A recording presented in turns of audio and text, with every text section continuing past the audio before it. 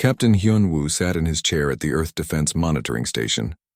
The station floated quietly in space, far from Earth. It was a peaceful morning shift, just like every morning for the past 3,000 years. He sipped his tea and watched the stars through the big windows. The tea was still warm when the alarm started ringing. "Captain," called out Officer Jin-ae from her desk. "I'm seeing something strange on the long-range sensors." Hyun-woo put down his cup and walked over. On the screen, he could see dots appearing in space. Lots of dots. More dots than he had ever seen before. "How many ships?" he asked. Jin-ae's fingers moved quickly over her keyboard. Her face went pale. 10,000, sir. Maybe more." Hyun-woo nodded slowly. He had read about this in the old history books. Ships that came from other worlds. Ships that meant trouble, but those stories were from long ago when humans still fought wars. "Send a message to Earth," he said calmly. "Tell them we have visitors." The alien ships were huge. Each one was bigger than a city. They had sharp edges and dark metal that seemed to eat light. They moved in perfect lines like soldiers marching. At the front was the biggest ship of all, with spikes coming out of its sides. On that ship, Commander Veltar stood on his bridge. He was tall and covered in gray scales. His yellow eyes looked at the small blue planet ahead. This would be easy, he thought. His scouts had been here 3,000 years ago. They had reported weak creatures who fought each other all the time. "Send the demand," Veltar told his crew. His voice was deep and rough like rocks grinding together. The message went out on all frequencies. It reached every radio, every computer, every communication device on Earth and in space. "People of Earth," the message began. "I am Commander Veltar of the Great Velkari Empire. We have come to take your world. Your weapons are nothing to us. Your armies are like insects. Give up now and some of you may live as our slaves. Fight us and we will turn your planet into dust." On Earth, in the beautiful glass building that housed the Interstellar Relations Office, Dr. Soo-jin received the message. She was a small woman with kind eyes and gray hair. She had been waiting for this day for a very long time. She walked to her communication room and turned on the video transmitter. Soon her face appeared on screens throughout the Velkari fleet. "Hello?" she said with a warm smile. "Welcome to Earth. We've been expecting visitors for quite some time." Veltar stared at the screen. This was not what he expected. Where was the fear? Where was the panic? The human woman looked at him like she was greeting an old friend. "Did you not hear my message, human?" Veltar growled. "I told you to surrender." Soo-jin's smile grew wider. "Oh, we heard you perfectly." It was very clear. "You want our planet?" "Yes. And you will give it to us or die." "I see," Soo-jin said.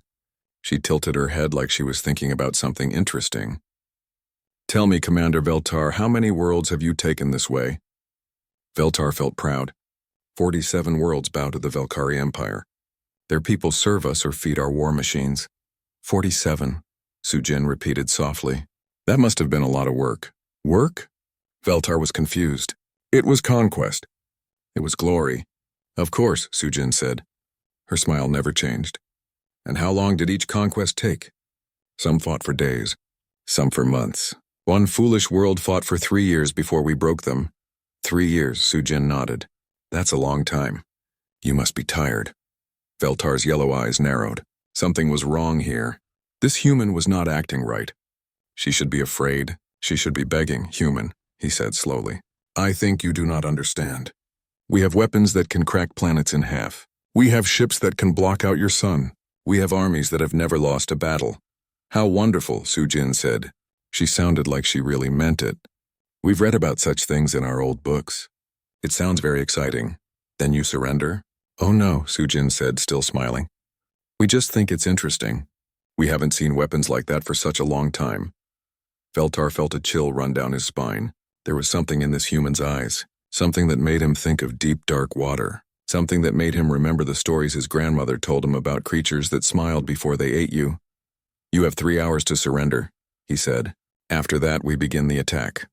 3 hours, Soo-jin said thoughtfully. That should be plenty of time. Time for what? To prepare a proper welcome, she said. We don't get many visitors these days. We want to make sure you feel appreciated. The transmission ended. Veltar stared at the black screen for a long time. Around him, his crew was busy preparing for battle. They checked weapons and loaded ammunition. They tested the shields and charged the planet cracker beams. Everything was ready for another easy conquest, but Veltar could not stop thinking about that smile. On Earth, Sujin walked to her window and looked up at the sky. She could not see the alien ships with her eyes, but she knew they were there. She had felt them coming for days now, like a storm on the horizon. She pressed a button on her desk. "This is Dr. Sujin," she said into her communicator. "Please inform all department heads that our guests have arrived. It's time to begin the greeting." All over Earth, people received the message. In cities and farms, in laboratories and schools, humans stopped what they were doing and smiled. It was the same smile that Sujin had shown to Veltar, gentle and warm and somehow terrible. The 3 hours passed quickly. When the time was up, Veltar gave the order, "Begin the attack." But as his weapons powered up and his ships moved forward, he could not shake the feeling that something was very, very wrong. The humans were still smiling. Director Jae-sung stood in the control room of Luna City.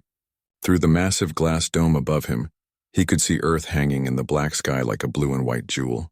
He had lived on the moon for 60 years and the sight still made him happy. Today, though, Earth was not alone in the sky. Dark shapes moved between the stars. The alien fleet had spread out like a net around the solar system. "Director," said his assistant, a young woman named Bo-Ra, "the aliens are targeting us first. Their big ships are pointing at the city." Jae-sung nodded and walked to the main viewing platform. Luna City was home to 2 million people. It was built inside a giant crater, covered by a clear dome that kept the air inside. Gardens grew in neat rows between the white buildings. Children played in the parks while their parents worked in the laboratories and factories. "Should we evacuate?" Bora asked. "No," Jae-sung said softly. "There's no need." Bora looked worried. "But sir, their weapons will not work," Jae-sung finished. He turned to look at her and Bora saw that he was smiling. It was the same calm, gentle smile that Dr. Sujin had shown the alien commander. "Trust me, child. We are perfectly safe." On the Velkari command ship, Veltar watched the moon grow larger on his screen. Luna City sat in its crater like a target waiting to be hit. This would show the humans what real power looked like. "Charge the planet cracker," he ordered. The weapon was the pride of the Velkari fleet.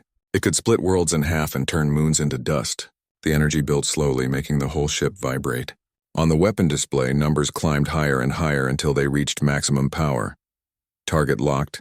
"Commander," reported the weapons officer. "Fire." A beam of pure destruction shot out from the Velkari ship. It was bright white and as wide as a building. It crossed the space between the fleet and the moon in seconds. The humans on Luna City could see it coming, a line of light that meant death. But something strange happened. 3 kilometers from the city dome, the beam simply stopped. Not like it hit a shield or a barrier. It just ended. The deadly energy that could crack planets disappeared like someone had turned off a light switch. In the Velkari command center, alarms started ringing. "What happened?" Veltar demanded. I don't know, sir," the weapons officer said. His scaled hands moved frantically over his controls. "The beam just stopped. Our sensors show nothing blocking it. No shields, no interference, nothing. Fire again." They fired again. And again. Each time, the planet cracker beam traveled most of the way to Luna City and then simply ceased to exist. It was like the universe itself was saying no to their weapon. Veltar felt something he had not felt in many years. Fear. "Sir," called another officer. Human ships approaching. On the screen, 12 small ships moved toward the massive Velkari fleet. They were beautiful ships with smooth curves and silver hulls that caught the starlight. They looked more like art than weapons of war. The lead ship sent a message. On the screen, a human man appeared. He was older, with white hair and calm eyes. He wore a simple blue uniform with no medals or decorations. "I am Admiral Seok-ho of the Earth Defense Fleet," he said. "You seem to be having trouble with your weapons." Veltar's anger boiled over. "What technology are you using?" "What shields protect your city?" "We don't use technology for that anymore," Seok-ho said simply. "That's impossible. Nothing can stop a planet cracker beam." "Many things are possible," Seok-ho said, "when you know how the universe really works." Veltar decided to show these humans what real power looked like. "Launch all fighters. Destroy those 12 ships." The fighter bays opened on hundreds of Velkari ships. Thousands of small, fast fighters poured out like angry insects. Each one carried enough firepower to destroy a city. They screamed through space toward the 12 human ships, but as they got closer, strange things began to happen. Fighter pilot Nektar was flying straight toward the nearest human ship when his instrument panel started showing impossible readings. His fuel gauge said he was empty, but he had just refueled. His weapons said they were offline, but he had checked them himself. His engine temperature was climbing toward dangerous levels for no reason at all. "Control, this is Nektar," he called. "My instruments have gone crazy. I think I have system failures." "Negative, Nektar," came the reply. "Your ship reads normal on our sensors, but it got worse." Nektar started seeing things that couldn't be there. His cockpit filled with smoke that his air filters said didn't exist. The stars outside began to spin and twist like he was falling into a black hole. He heard voices speaking in languages he didn't know. All around him, other pilots were reporting the same problems. Ships that should have been working perfectly were failing in impossible ways. Weapons that had never jammed before refused to fire. Engines that had run for years suddenly stopped working. Some pilots saw monsters on their ships, things with too many teeth and eyes like burning coals.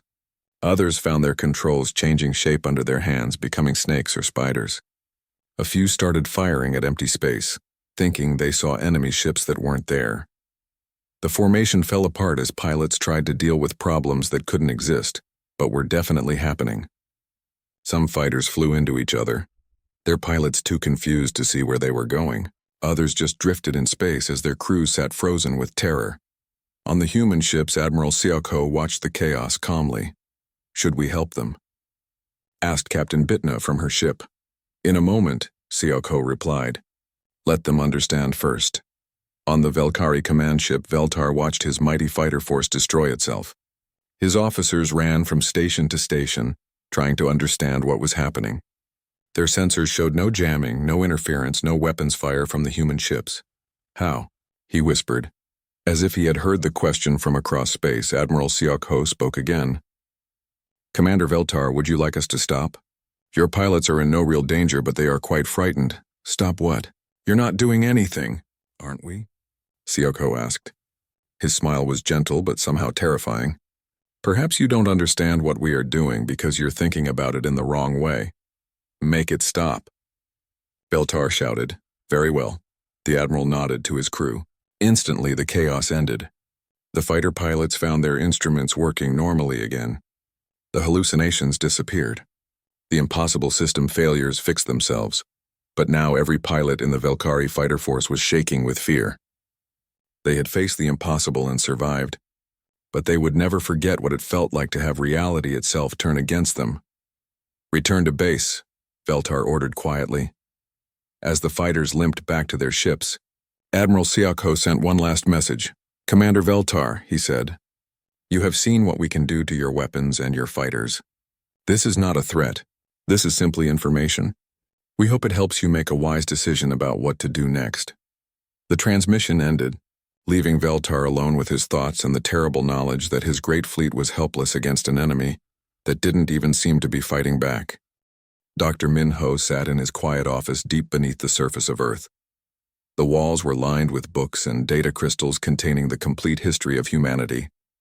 As chief historian, he had read every story, studied every war, and learned every lesson from the past 3,000 years. Now it was time to share those lessons. He activated the quantum encrypted communication channel that connected directly to the Velkari command ship. On his screen, he could see Commander Veltar pacing back and forth on his bridge. The alien leader looked confused and angry and afraid all at the same time. "Commander Veltar," Minho said softly. "My name is Dr. Minho. I would like to tell you a story." Veltar stopped pacing and stared at the screen. "I don't want your stories, human. I want to know what weapons you're using against us." "That's exactly what my story is about," Minho said. "Please sit down. This will take some time, and it's important that you understand." Veltar remained standing, but he listened. 3,000 years ago, Minho began, humanity was very much like you. We had great fleets and powerful weapons. We conquered other planets and enslaved weaker species. We thought strength meant the ability to destroy our enemies. On the screen behind Minho, images appeared. Ancient human warships bristling with weapons. Battles in space that left entire solar systems in ruins. Planets burning under the assault of human armies. We were very good at war, Minho continued. Too good. We fought each other as much as we fought aliens. Human killed human across 1,000 worlds. Our wars grew bigger and more terrible until we finally created weapons that could destroy entire star systems. Veltar leaned forward despite himself. This sounded familiar. We came very close to ending everything, Minho said. Not just human civilization, but all life in our part of the galaxy. That was when Dr. Yuna made her discovery. The image changed to show a young human woman working in a laboratory filled with strange equipment. She had long black hair and intense eyes that seemed to see beyond the normal world. Dr. Yuna was studying quantum mechanics, Minho explained. She was trying to understand how the smallest particles in the universe behaved. What she found changed everything. What did she find? Veltar asked, even though he didn't want to be interested. She discovered that consciousness affects reality at the quantum level, Minho said. When intelligent beings observe something, they change it just by looking. When they think about something strongly enough, they can make it happen or prevent it from happening.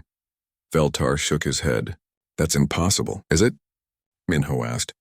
Your fighters experienced system failures that your sensors said weren't there.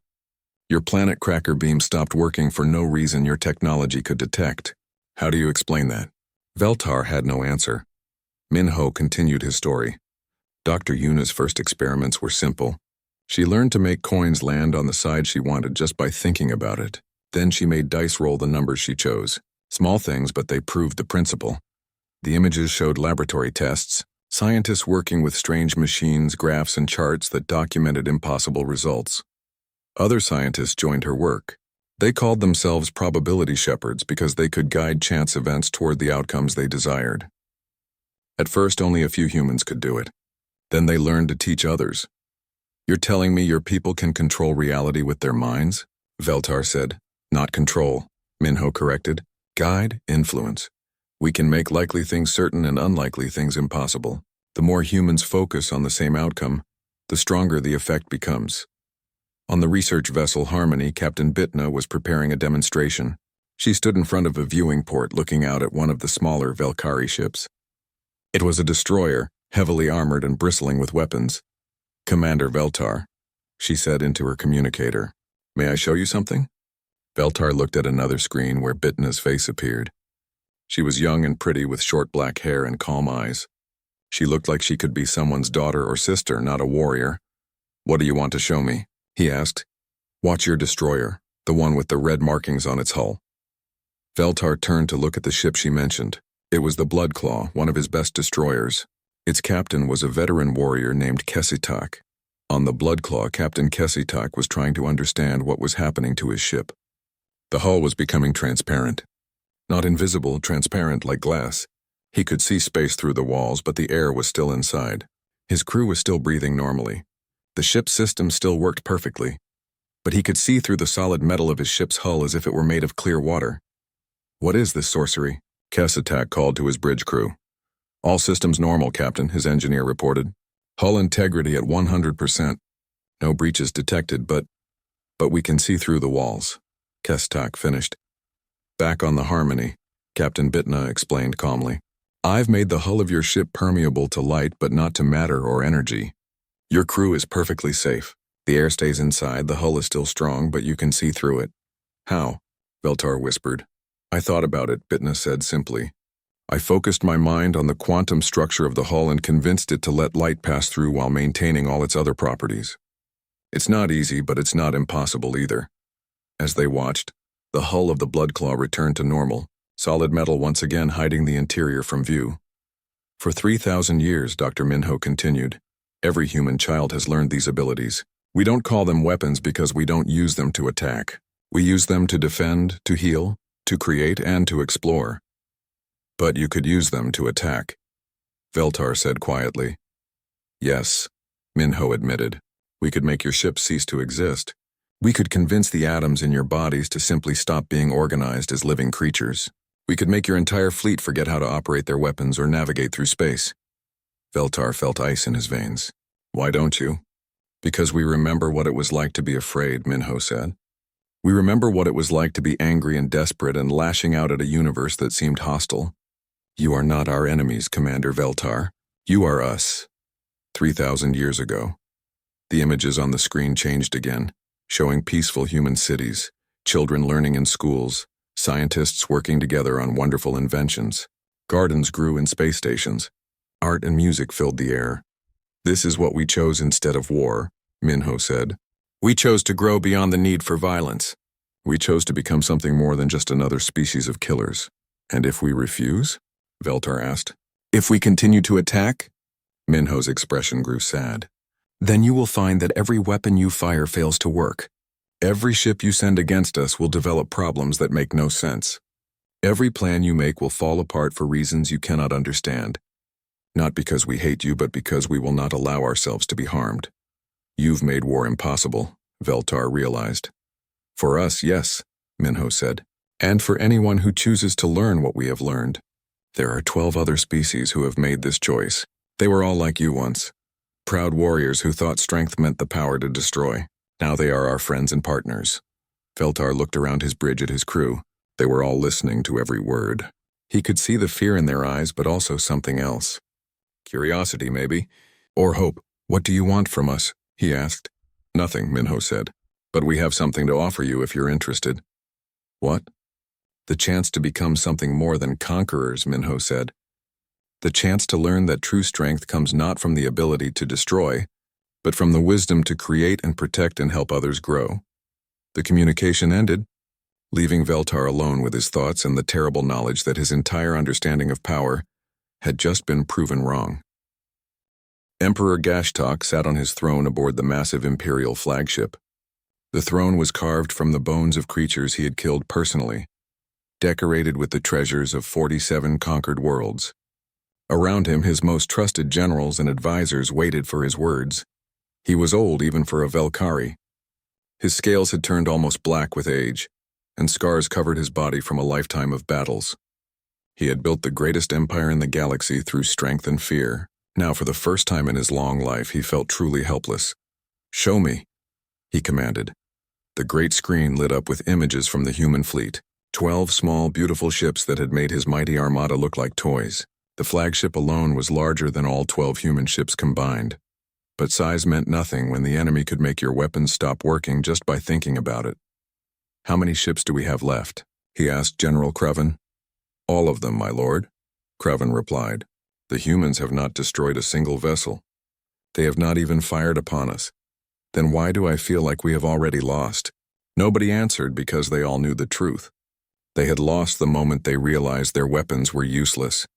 They had lost when they understood that the humans could unmake them with a thought but chose not to. A communication signal came through on the emergency channel.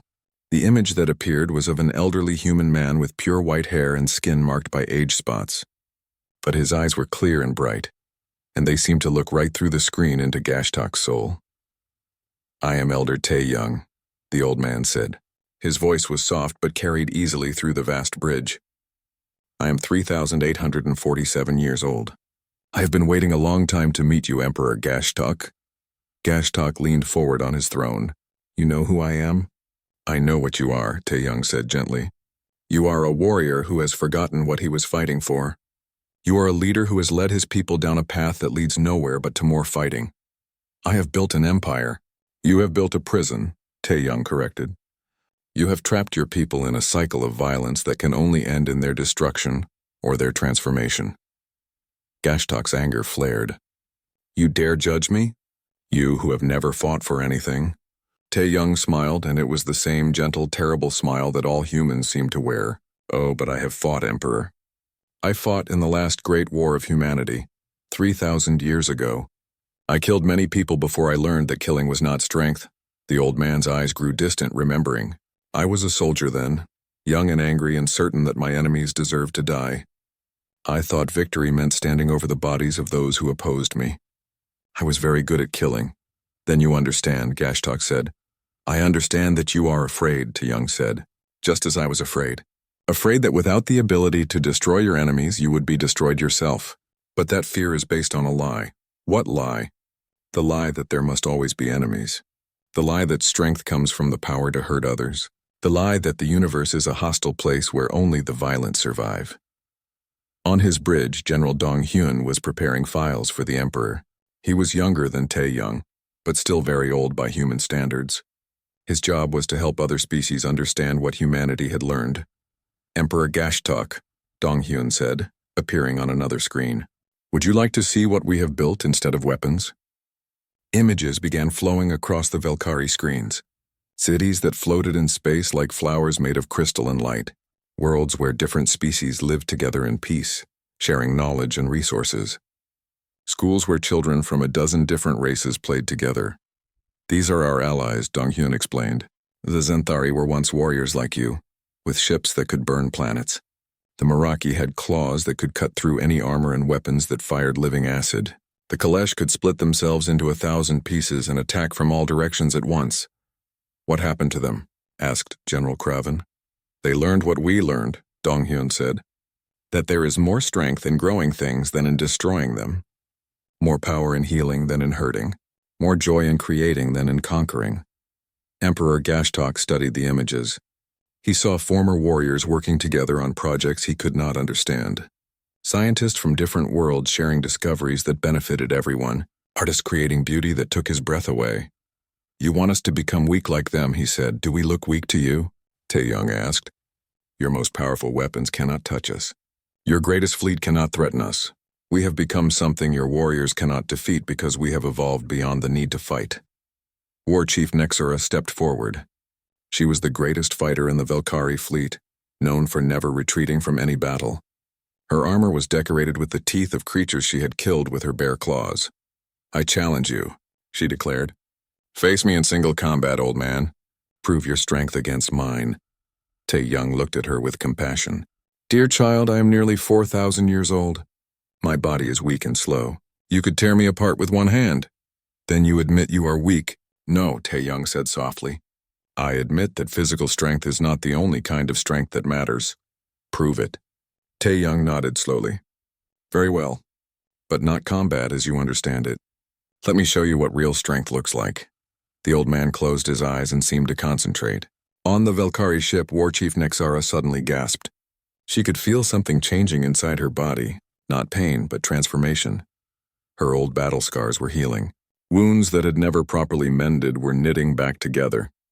Broken bones that had set wrong were reshaping themselves. Poison that had been in her system for years was being cleaned away. Within minutes, she felt better than she had in decades. Stronger, healthier, more alive than ever before. How? She whispered.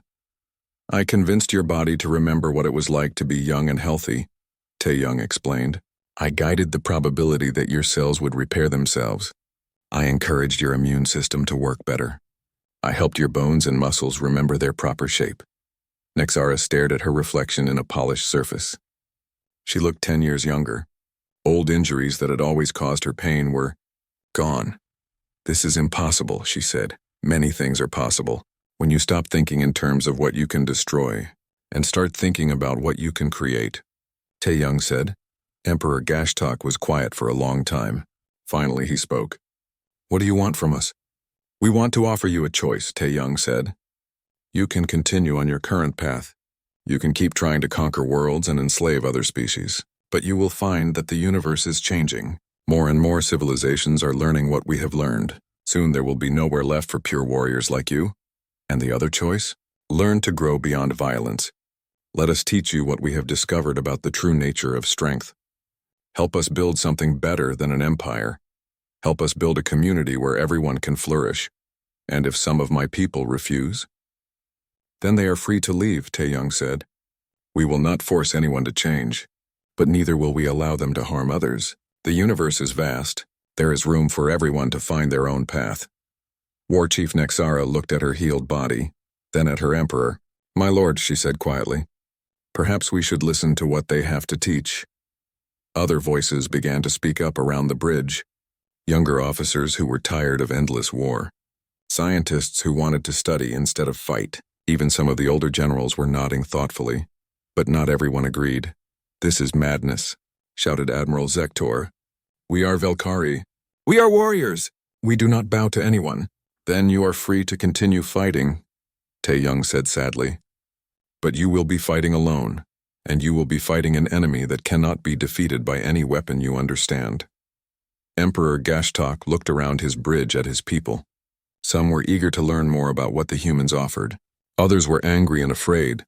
A few seemed lost, unsure of what to believe. "I need time to think," he said finally.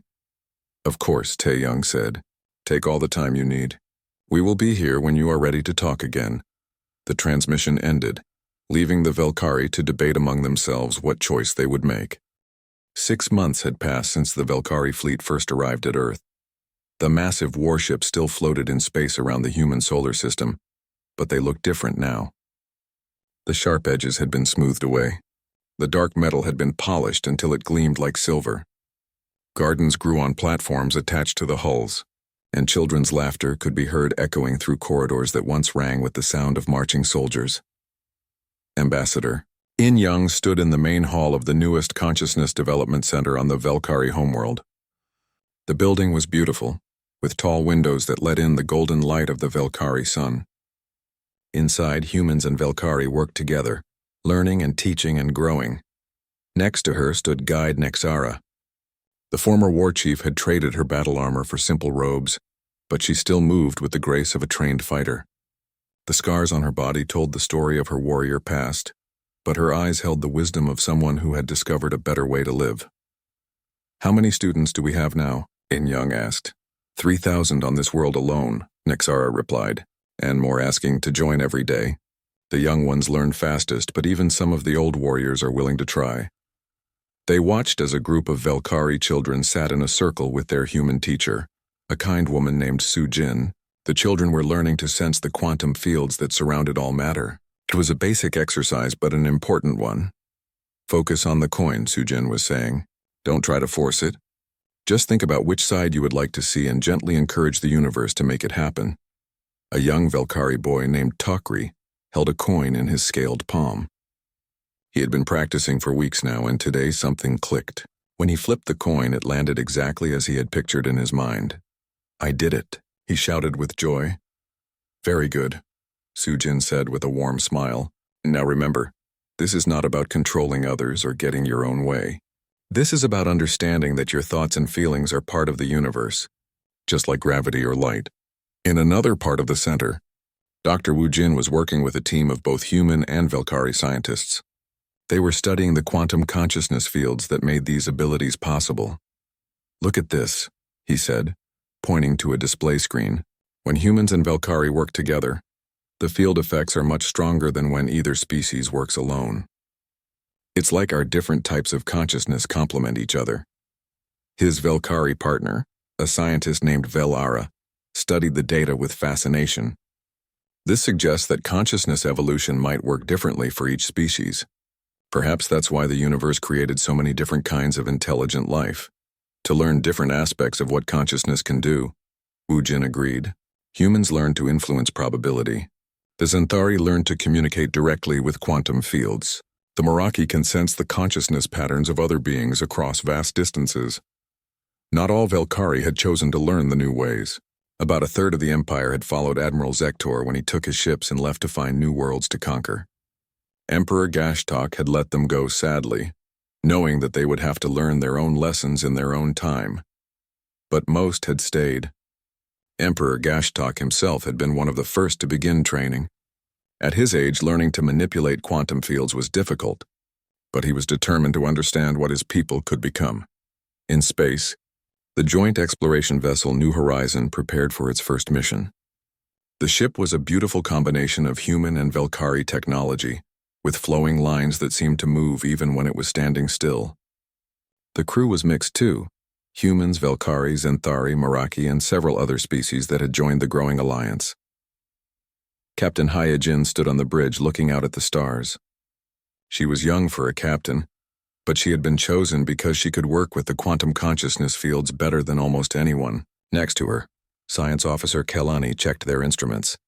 "Signal detected from the Andromeda Galaxy," Kelani reported. She had once been a Velkari warrior, but now she used her keen senses to explore the mysteries of space. "It looks like a new species has just achieved faster-than-light travel. Are they sending messages?" Hyojin asked. "Yes, but they're threats and demands for submission, very much like the old Velkari Empire." Hyojin nodded. She had expected this. The universe seemed to be full of young species who thought that strength meant the power to hurt others. Once, that might have led to war. Now it was just another opportunity to help someone grow. Set course for Andromeda, she ordered. It sounds like someone needs our help. As the New Horizon prepared to jump to hyperspace, He-Jin thought about how much had changed. The ship carried no weapons, but the crew was probably the most powerful force in the galaxy. They could make enemy weapons stop working, heal the sick, even convince hostile aliens to reconsider their choices. But most importantly, they carried something that was more powerful than any weapon, the knowledge that there was a better way to live. Captain, Kalani said, what if they refuse to listen? What if they attack us? He-Jin smiled. It was the same gentle, confident smile that Dr. Su-Jin had shown to Commander Veltar so many months ago. The smile that said, I know something you don't know yet, but I'm patient enough to help you learn it. Then we'll do what we always do, she said. We'll show them that true strength doesn't come from the ability to destroy, but from the wisdom to create and protect and help others grow. And if that doesn't work? It will work, He-Jin said with certainty. It always works eventually. Because deep down, every intelligent being wants to be more than just a killer. They want to be part of something beautiful and meaningful and lasting. The ship jumped to hyperspace, carrying its crew toward another first contact with another species that thought conquest was strength. Behind them, Earth and the Velkari homeworld and a dozen other worlds continued their peaceful work of growing and learning and becoming something more than they had been before. In the Consciousness Development Center, young Tokri was showing other students how to influence probability. Elder Tae Young was teaching a class of mixed species about the nature of quantum consciousness. Former warriors worked side by side with scientists and artists and philosophers. The universe was changing, one mind at a time, one choice at a time, one smile at a time. And somewhere in the depths of space, the crew of the New Horizon prepared to greet their next visitors with the words that had become the motto of the Alliance. Welcome. We've been expecting you. They would smile when they said it, that gentle, terrible smile that meant, you think you're the strongest thing in the universe. But you're about to learn that there's something much stronger than weapons or conquest or fear.